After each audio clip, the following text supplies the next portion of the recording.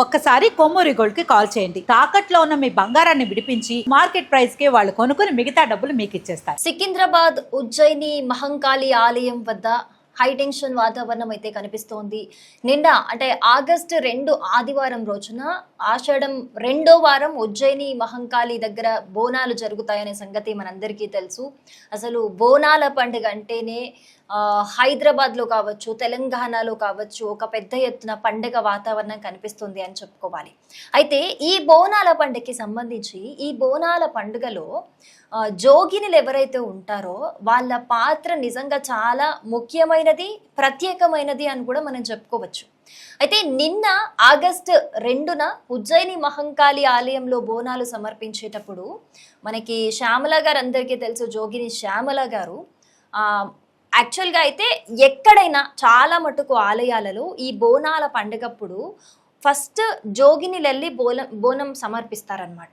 అది ఎప్పటి నుంచో వస్తున్న సంప్రదాయంగా మనం అనుకోవచ్చు. అయితే నిన్న ఏం జరిగింది అని అంటే అక్కడ ఉజ్జయిని మహంకాళి దగ్గర బోనాలు ఇవ్వడానికి వెళ్ళినప్పుడు శ్యామల గారు అలాగే చాలా మంది జోగినిలు వెళ్తారు కదా, వాళ్ళ బోనము కింద పడిపోయిందట.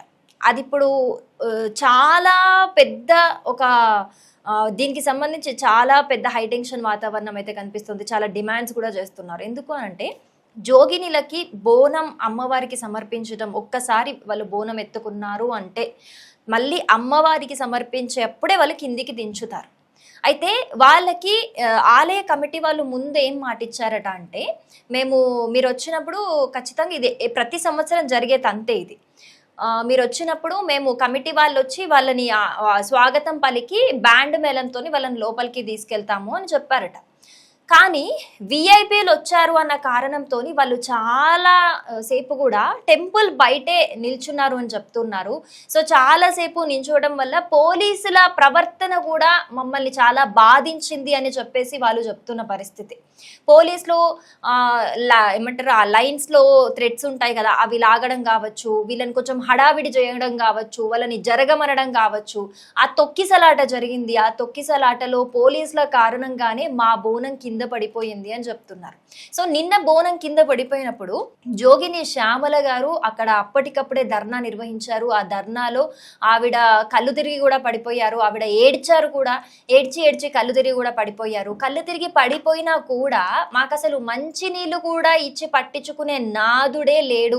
అసలు ఈసారి ఉన్నట్టు అసలు ప్రతిసారి చాలా బాగుండేది, ఈసారి ఉన్నట్టు ఎప్పుడు జరగలేదు అని చెప్పి వాళ్ళు ఒక ఆవేదన వ్యక్తం చేస్తున్న పరిస్థితి అయితే మనకు కనిపిస్తోంది. నిన్న పోలీసుల ప్రవర్తన కారణంగానే మేము నిజంగా మాకు బాధ అనిపించింది.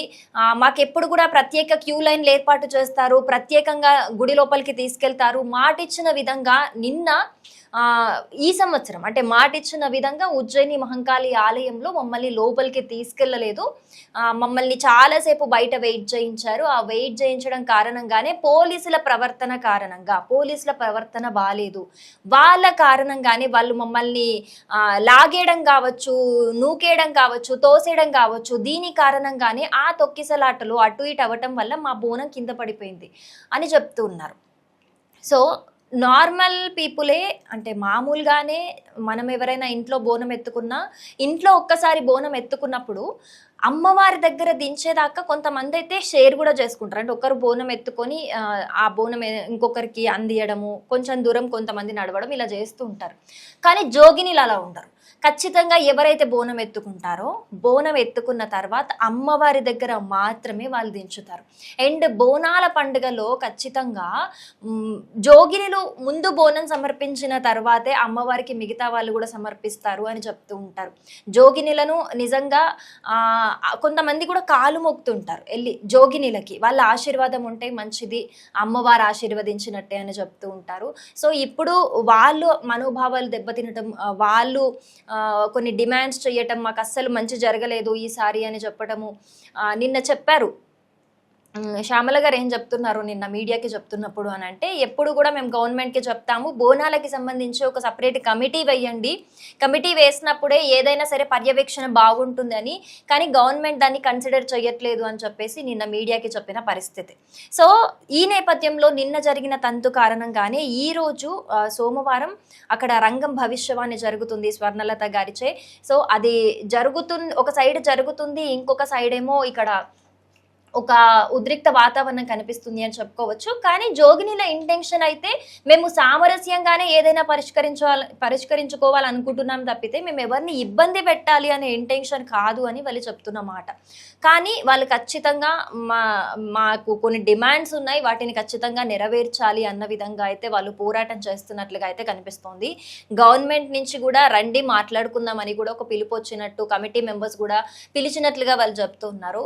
మరి కమిటీ మెంబర్స్ పిలిస్తే వీళ్ళు ఏం చెప్తారు? వీళ్ళ డిమాండ్స్ చూసుకుంటే గనక వీళ్ళని సపరేట్గా ఏదైతే క్యూ లైన్లు ఏర్పాటు చేస్తారో అదే విధంగా వాళ్ళని సపరేట్గా అమ్మవారికి ముందు బోనం సమర్పించడానికి అలౌ చేయాలి. అలాగే నార్మల్గా కాకుండా వాయిద్యాలతోనే వాళ్ళని తీసుకెళ్లడం జరుగుతుంది. సో ఆ విధంగానే మాకు ఏ విధంగా అయితే మాట ఇచ్చారో అదే విధంగా మమ్మల్ని ట్రీట్ చేయాలి అన్న డిమాండ్స్ అయితే వాళ్ళకి ఉన్నట్టుగా అయితే మనకి తెలుస్తోంది. ఇంకొంతమంది ఏం చెప్తున్నారు అని అంటే, అసలు పోలీసులు లేరు, షీ టీమ్స్ లేవు, ఏవీ లేవు, మాకు కళ్ళు తిరిగి పడిపోయినా కూడా నీళ్ళు ఇవ్వటానికి నీళ్ళు ఇచ్చే నాదుడు కూడా లేడు. నిన్న ఈ రోజు మాత్రం అందరు వచ్చేసారు, ఎక్కడి నుంచి వచ్చారు అని చెప్పి మాట్లాడుతున్నారు.